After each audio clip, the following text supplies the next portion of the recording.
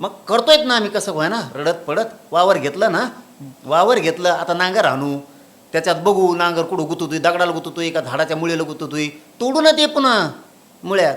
वावरात नांगर आणायच्या आहोत, आणायच्या आधीच मोडून का काऊन आहोत. अरे जे आर काढायच्या आधी होणे लागू दे स्वतःला. शब्द दिला का नाही सरकारने तिथंच. जर हा जे आर चुकला तर आम्ही सुधारित जे आर काढतो. आता बॉम्बलाच काय गरज आहे. याचा अर्थ तुम्हाला जे आरशी नाही देणं गेलं. आम्हाला जे आता रात्रीपासून लक्षात आलं आहे, आमच्या बुद्धिजीवी लोक 1-2 दिवस बोलतात, नाही ऐकला ना जाऊ दे तिकडं मध्ये. पण यांना जे आरशी देणं घेणं नाही, गरीब मराठ्यांशी देणं घेणं नाही.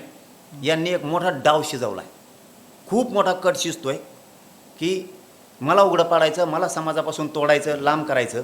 दुसरं की यांना कोणत्या तरी नेत्याची शबासकी मिळवायची, कोणत्या तरी यांना पाठ थोपटून घ्यायची, कोणाच तरी कामं पाहिजेत, कोणाला तरी यांना काहीतरी पाहिजे, ही उद्देश आहे. आणि यांचं सगळ्यात महत्त्वाचं गर्भ श्रीमंती, यांचा गर्व जागा झाला यांच्या श्रीमंतीचा, यांच्या टेटसचा, यांच्या प्रतिष्ठेचा.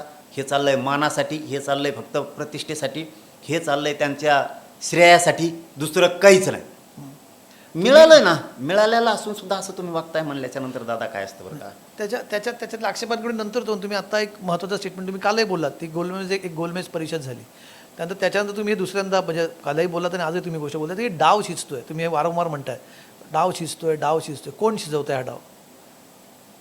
ओबीसीतले काही, आमच्यातले काही. त्याच्यात तर बरेचसे जण कुणबी प्रमाणपत्रवले पण आहेत. मला त्यांना नाव नाही ठेवायचं, फक्त स्पष्टपणानं एक सांगायचं आहे, खरं ते समाजापुढं मांडायचं आहे. माझ्या जी चोवीस माध्यमातून माझ्या समाजाला मला स्पष्टपणाने एक गोष्ट सांगायची की का रात्रीपासून डाऊट यायला लागला. त्याचं कारण असं, तुम्ही 1-2 वेळेस बोलू शकता, सभ्य हुशार बुद्धिजीवी माणूस सांगू शकतो, येऊन सांगू शकतो, समाजाला तुमचं ज्ञान देऊ शकतो.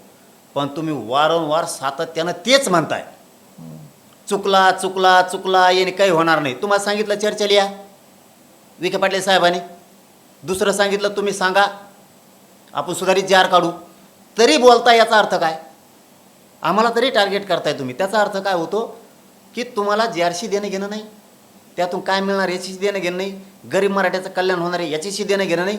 त्याच्या आडून तुम्हाला फक्त आता मराठ्यांवरती वारं करायचे आहेत, त्यांच्यात गैरसमज पसरायचा आहे, दुही निर्माण करायची, तुम्हाला फक्त सगळं हिसकटून लावायचं, काहीच करायचं नाही. तुम्हाला खरीच तळमळ असती मराठ्यांची तर तुम्ही बोलला असता.